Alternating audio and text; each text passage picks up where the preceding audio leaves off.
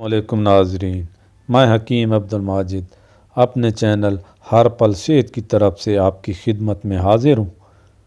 इस वीडियो में मैं आपको कुछ फलों की अहमियत और उनके फ़वाइद के बारे में बताऊँगा, जिनका इस्तेमाल हमारी सेहत और जिस्मानी खूबसूरती के लिए बहुत अहम है।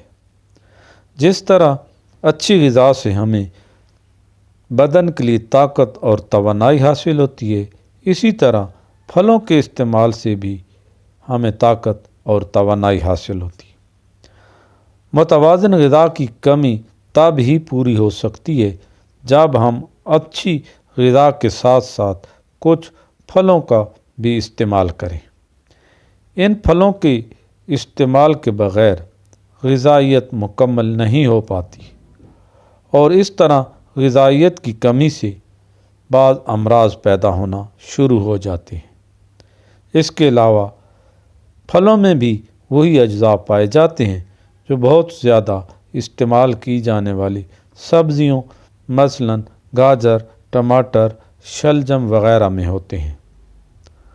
फलों के रस में सोडियम, पोटेशियम और मादनी नमकियात वग़ैरह पाए जाते हैं।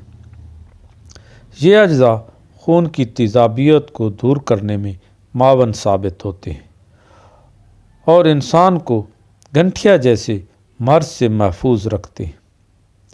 इसलिए ये हमारे लिए बहुत ज़रूरी है कि फलों को ग़िज़ा के तौर पर इस्तेमाल किया जाए। फलों में सेब, संतरा, अंगूर, आम वग़ैरह बेहतरीन ग़िज़ाइयत के हामिल फल हैं और जिस्म की परवरिश के लिए बहुत ज़रूरी हैं। नाज़रीन, अगर आप मेरे चैनल पर नए हैं और अभी तक आपने मेरे चैनल को सब्सक्राइब नहीं किया तो आप मेरे चैनल को सब्सक्राइब कर दें और बेल का आइकॉन ज़रूर दबा दें। नाज़रीन, फलों में सेब सबसे ज़्यादा अहमियत का हामिल है और इन फलों में सबसे ज़्यादा सेब ही इस्तेमाल होता है। कहा जाता है कि रोज़ाना एक सेब खाएं और डॉक्टर से दूर रहें। सेब में मुख्तलिफ़ अज्ज़ा पाए जाते हैं जिनमें फास्फोरस सब फलों से ज़्यादा सेब में मौजूद होता है। फास्फोरस हड्डियों, दिमाग और रगों के लिए ख़ास ग़िज़ा है। इसके अलावा फौलाद भी जिस्म के लिए बहुत ज़रूरी होता है, इसलिए दिमाग और असाब की तक़वियत और उनकी हिफाजत और जिस्म की बढ़ोतरी के लिए सेब नहायत मुफीद होता है।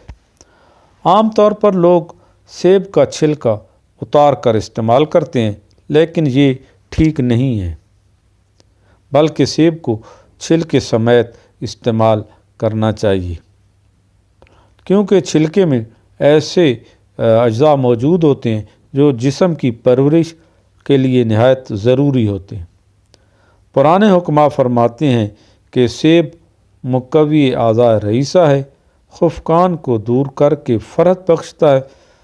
मीठा सेब गर्म और तर होता है, जबकि तुर्श सेब सर्द और खुश्क होता है। मीठा सेब फ़रहत बख्शता है और दिल को मजबूत करता है। मैदे और जिगर को तक़वियत देता है और वसवास, मालिखोलिया और सौदावी अमराज को दूर करता है। इसके अलावा खुश्क खांसी को भी ये फ़ायदा देता है। सेब किसी कदर काबिज़ भी होता है, इसलिए खूनी दस्तों के अमराज में इस्तेमाल किया जाता है। तुर्श सेब भी मैदा, जिगर और दिल को तक़वियत देता है और तस्कीन का बायस होता है।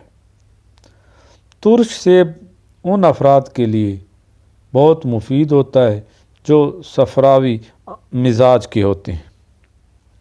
इसके अलावा सफ़रावी दस्तों में भी ये काम में लाया जाता है। सेब का शरबत और मुरब्बा दिल और मैदे को तक़वियत देता है। दस्तों को बंद करने और कै को रोकने के लिए भी इस्तेमाल किया जाता है। नाज़रीन, अब बात करते हैं केले के मुतालिक।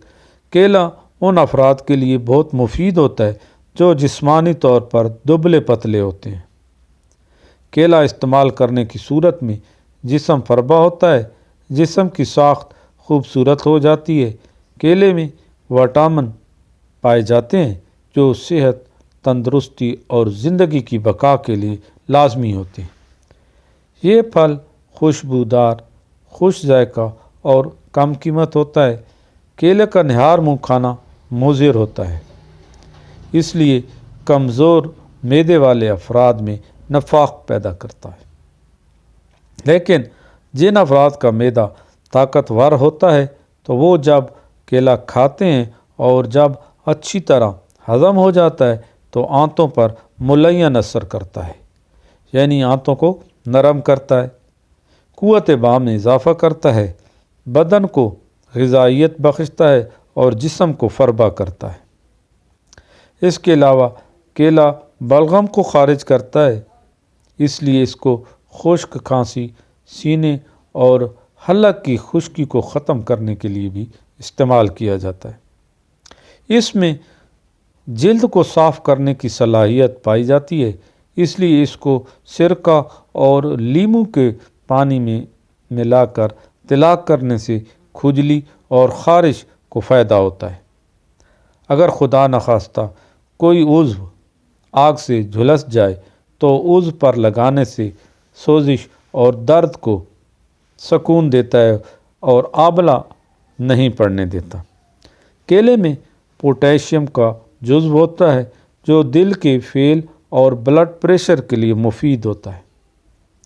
کیلے کا ایک بڑا فائدہ یہ بھی ہے کہ اس سے نظام ہضم درست رہتا ہے کیونکہ اس میں فائبر موجود ہوتے ہیں۔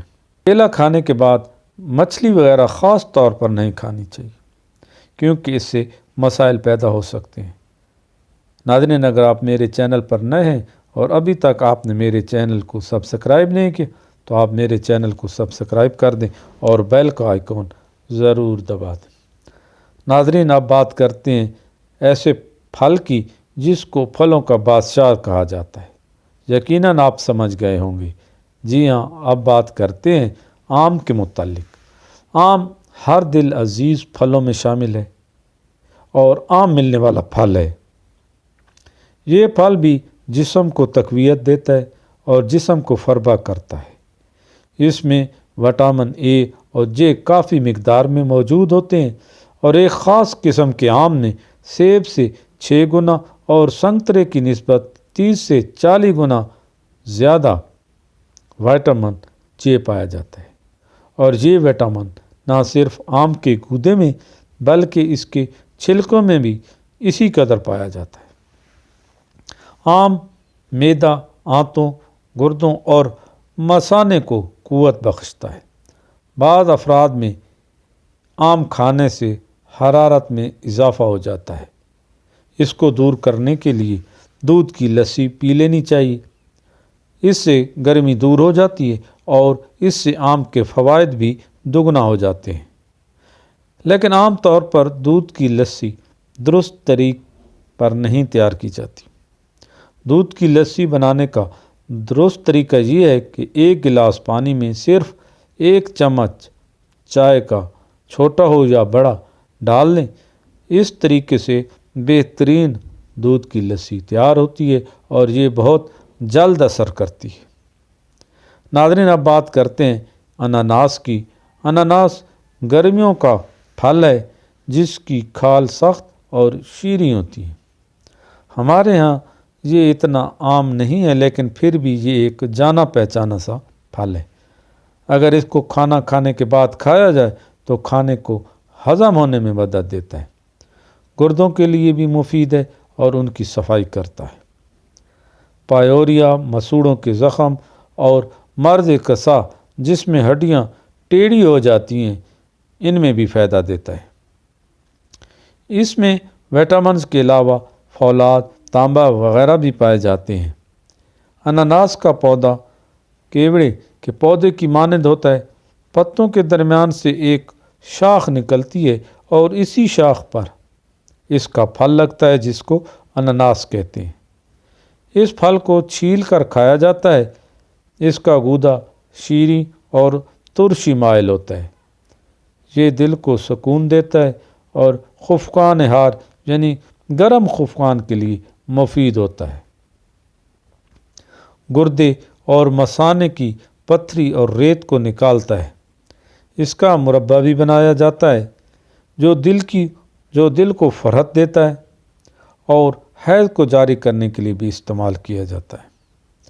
اس میں پروٹین، شکر اور وٹامن سی بھی موجود ہوتا ہے جو ہڈیوں کی کمزوری کو دور کرنے کے لیے مفید ثابت ہوتا ہے۔ انناس جوڑوں کے درد میں مفید ہوتا ہے۔ جو لوگ وجع المفاصل یا نکرس یا کسی قسم کے جوڑوں کے درد کا شکار ہوتے ہیں ان کو انناس استعمال کرنے سے بہت فائدہ ہوتا ہے۔ بعض افراد ایسے ہوتے ہیں جن کا وزن زیادہ ہوتا ہے، وہ مختلف اقسام کی سبزیاں وزن کو کم کرنے کے لیے استعمال کرتے ہیں۔ اگر وہ انناس کا استعمال کریں تو ان کا وزن کم ہو سکتا ہے، کیونکہ اس میں وزن میں کمی کرنے کی بھرپور صلاحیت ہوتی ہے۔ انناس بالوں کی جڑوں کو بھی مضبوط کرتا ہے۔ اگر انناس کے رس میں زیتون اور بادام کا تیل شامل کر کے استعمال کیا جائے تو اس کے خاطر خواہ نتائج برآمد ہوتے ہیں اور اس سے بال بھی لمبے ہوتے ہیں اور مضبوط ہوتے ہیں۔ ناظرین، اگر آپ میرے چینل پر نئے ہیں اور ابھی تک آپ نے میرے چینل کو سبسکرائب نہیں کیا تو آپ میرے چینل کو سبسکرائب کر دیں اور بیل کا آئیکن ضرور دبا دیں۔ ناظرین، اب ویڈیو کے آخر میں بات کرتے ہیں انجیر کی۔ انجیر ایک مشہور پھل ہے جو مزے میں میٹھا اور لذیذ ہوتا ہے اور یہ گولر کے پھل سے کافی مشابہت رکھتا ہے۔ اس کو پھل کے طور پر بھی استعمال کیا جاتا ہے اور دوا کے طور پر بھی استعمال کیا جاتا ہے۔ یہ غذائیت سے بھرپور ہوتا ہے، اس لیے یہ جسم کو موٹا اور فربا کرتا ہے اور جسم کی رنگت کو بھی خوبصورت بناتا ہے۔ عام طور پر انجیر قبض کو دور کرنے اور دمہ اور کھانسی میں بلغم کے اخراج کے لیے استعمال کیا جاتا ہے۔ مرض جدری میں استعمال ہوتا ہے چونکہ مواد غلیظ کو بدن سے نکالتا ہے، اس لیے جدری کی شدت اور گرمی کو سکون بخشتا ہے۔ جسم میں موجود مختلف اورام جس میں ورم طحال، ورم جگر وغیرہ شامل ہیں ان کو تحلیل کرتا ہے اور جگر اور تلی کے سدوں کو کھولنے کے لیے بھی مفید ہوتا ہے۔ پھنسیوں اور پھوڑوں کو پکانے کے لیے اس کو ضماد کے طور پر استعمال کیا جاتا ہے۔ انجیر کو مغز اخروٹ کے ساتھ کھانا قوت باء میں اضافے کا باعث بنتا ہے۔ انجیر میں معدنی اجزاء، شکر، کیلشیم اور فاسفورس پائے جاتے ہیں۔ انجیر خشک اور تر دونوں صورتوں میں استعمال ہوتا ہے۔ ان دونوں میں وٹامن اے اور وٹامن سی کافی مقدار میں پائے جاتے ہیں اور تھوڑی مقدار میں وٹامن ڈی اور وٹامن بی بھی پائے جاتے ہیں۔ اس کے علاوہ عام جسمانی کمزوری اور بخاروں میں بھی بہت اچھا ثابت ہوتا ہے۔ ناظرین، ہماری روزمرہ زندگی میں بہت سی ایسی سبزیاں اور پھل موجود ہیں جو کم قیمت ہونے کے باوجود غذائیت بخشتے ہیں اور ان میں ایسے اجزاء کافی مقدار میں پائے جاتے ہیں جو جزو بدن بن کر ہماری صحت اور زندگی کی بقا کا ضامن بنتے ہیں، لیکن ہم اپنی لا علمی کے سبب ان سے بھرپور فائدہ نہیں اٹھا سکتے۔ صحت کو برقرار رکھنے اور بیماریوں سے بچنے کے لیے حفظان صحت کے دوسرے اصولوں پر عمل کرنے کے ساتھ ساتھ یہ بھی ضروری ہے کہ ہم اپنی غذا کی طرف خصوصی توجہ دیں۔ ناظرین، یہ تھی آج کی ویڈیو، اب اجازت دیجیے، اللہ حافظ۔